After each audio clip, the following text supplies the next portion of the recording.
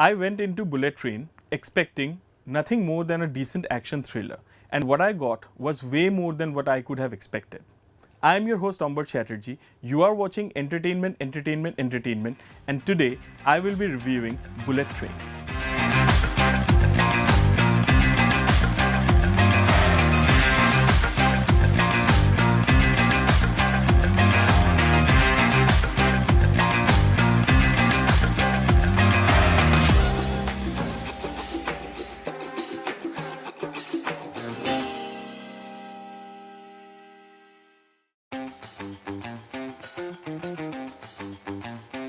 Bullet Train stars Brad Pitt as Ladybug, a private contractor who does odd jobs for people that range between killing, robbing, and extractions.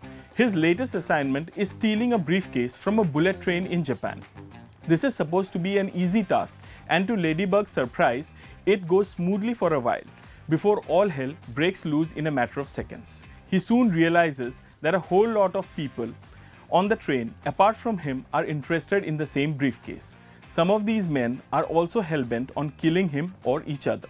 Stuck in a claustrophobic and inescapable journey, Ladybug is in for one wild night.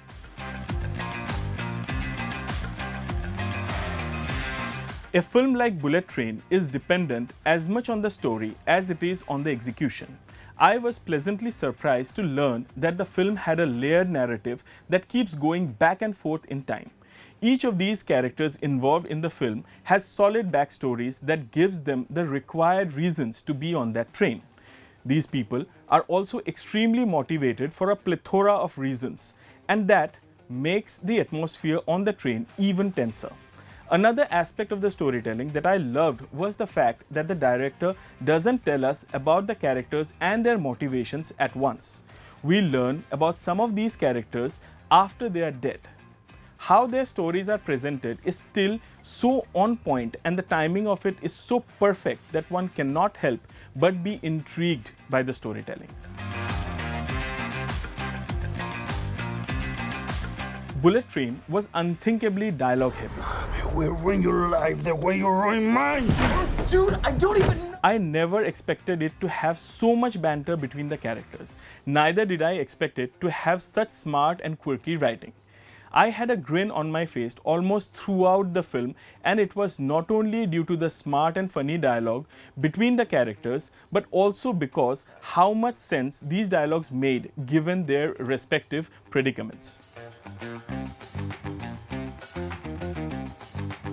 The primary players are well developed. The character traits are defined and then used to extract comedy and thrills. Ladybug is someone who is seeing a therapist and seems to be highly motivated by the borderline philosophical teachings of this therapist.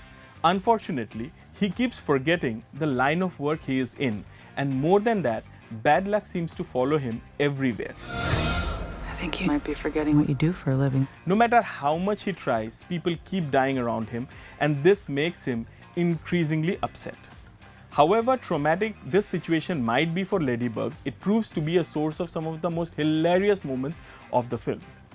Tangerine and Lemon are a group of assassins who are known as the twins. Lemon is inspired by a kids' show about animated characters that are essentially trains. Basic human nature and issues are portrayed through these characters in the show. His constant bantering about the characters and their characteristics from the show, and how he draws parallel of that with the people around him, will have many in splits. Brian Tyree Henry not only gets his comic timing right, but is also effective and believable as the character that he portrays. Aaron Taylor Johnson is ever so likable, and he does his best here. However, he may not be the source of much comedy, but he provides some of the other characters the necessary room to portray their comic guiles. Joey King plays an out-and-out negative character, but she is so sly and effective in her rendition of the character that she ends up being not only effective, but also weirdly likable. She gets the better of men twice her size almost from start to finish. She uses her tears so effectively that when one of the characters realizes that she is faking her fear, he cannot help but appreciate and applaud her sly maneuvers. The film has a large number of friendly appearances, and I do not want to spoil your fun by listing them out here. Suffice it to say that each of these appearances is in strong keeping with the plot and the nature of the film and works wonders for the film. The action of the film is good but could have been better. I always have an issue with hyper-editing action sequences. This has been a recurring problem with many Hollywood films, and Bullet Train is plagued by this very problem. However, what the film lacks in gusto of the physical action, it makes up for with gratuitous dose of violence and mayhem. The film is rated A, and it delivers on its promise of being a no-holds-barred mayhem where blood is spilled and bodies are chopped off with very little regard for what may be an assault on the delicate sense of acceptability of many viewers.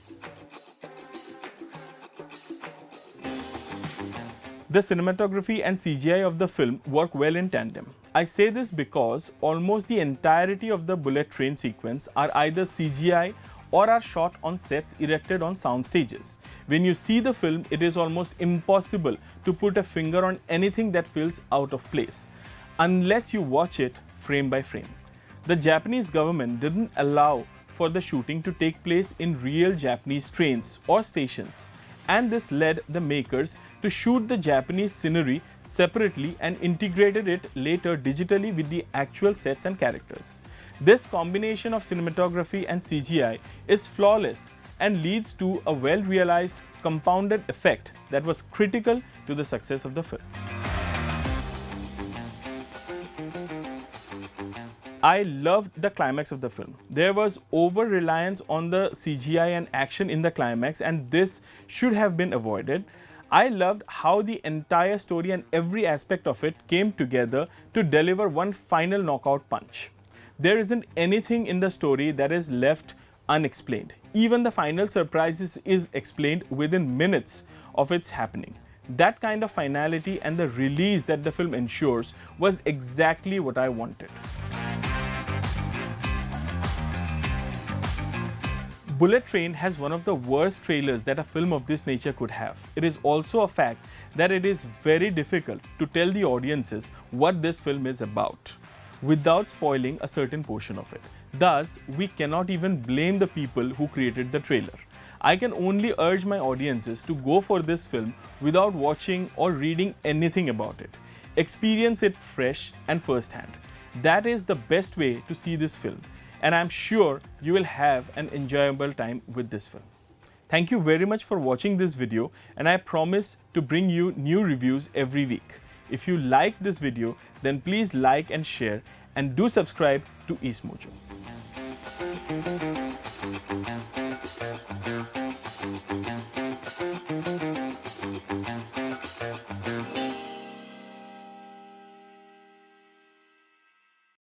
Don't forget to like, share, and subscribe to EastMojo. For any queries, put them down in the comments section below and press on the bell icon for notifications.